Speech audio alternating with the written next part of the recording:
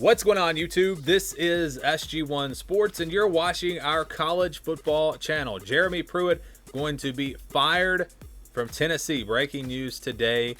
We're going to talk about what this means for Tennessee. Was it a good move? I think Tennessee fans probably pretty happy with this. Most Tennessee fans that I seem to be hearing from were ready for Jeremy Pruitt to go. We're supposed to have a good year this year. Tennessee was supposed to be on the way up to where they were getting close to challenging in the SEC East. It didn't happen. Obviously, it was a disastrous year. There was an internal investigation.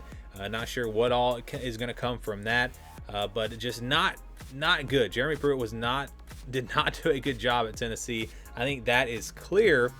Also, Philip Fulmer, the athletic director, hearing that he is going to be retiring, so it's completely brand new leadership at the University of Tennessee, and I think that is what most fans were wanting.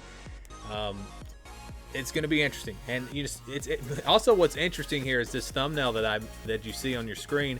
I made that weeks ago because I thought it was going to come out that he was fired back then, because there was this leaked to-do list, if you will, from the University of Tennessee, and on that to-do list they talked about COVID protocol for the search for a new head coach for the football team, and it was on that to-do list. And so I thought, okay, well, they're about to announce it, they're about to fire him, and weeks later they finally do.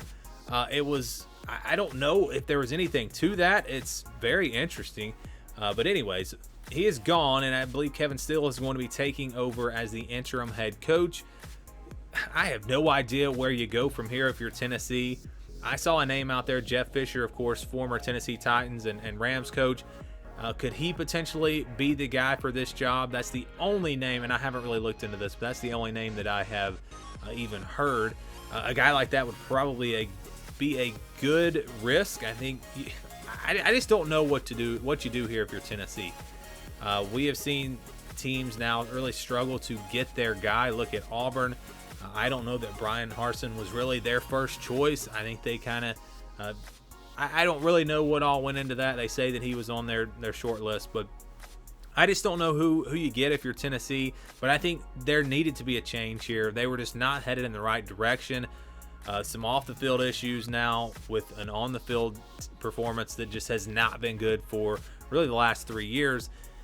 You look at his record. First year he took over, he went 5-7. Last year they were 8-5, and they won several games in a row at the end of the season and got people excited. But if you listen to me, what did I say about that? I said, look at the teams that they beat.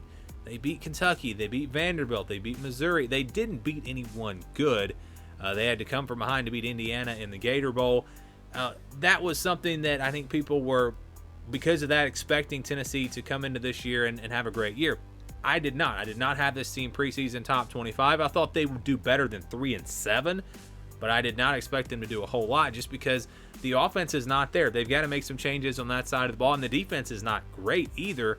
It's been solid, but it hasn't been great. It hasn't been one of the top defenses, I would say, in the SEC, kind of middle of the pack. So 3-7 this year for a final record of 16-19 for Jeremy Pruitt at Tennessee. That's just not going to get it done. 3 years, it's time to start seeing some progress. We just didn't see that this year.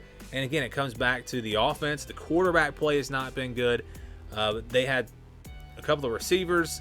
The last 2 years have 2 of their top receivers left to go to the NFL or graduated after 2019. A couple more are going to be gone this year. 1 to the NFL, 1 transferred to UCF. So there's not a lot of experience back at wide receiver. It's going to be a complete rebuild.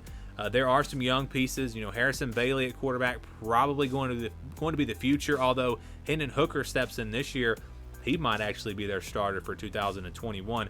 That will be interesting. And I think a lot of that really depends on who the head coach is and what style of offense they decide to run. It is just a mess at Tennessee, and I don't know how long it's going to take or if they will be able to fix it. But if they get the right head coach, this is a program that has the resources, that has the prestige to be a top team in the SEC, and I think that's what fans are hoping to get back to. And now the coaching search will begin, and it will be very interesting to see what Tennessee does and who they do indeed hire as their next head football coach. Again, I think this was the right move. I think it was time to go. It just was not working out as they had a disastrous year this past year. And I would love to know what you guys think. Do you think this was a good move? Do you think it was time to move on? And who do you think could be the next head football coach at the University of Tennessee? Let me know your thoughts down in the comments below. Thank you for watching this video, and stay tuned for more here on the SG1 Sports College Football Channel.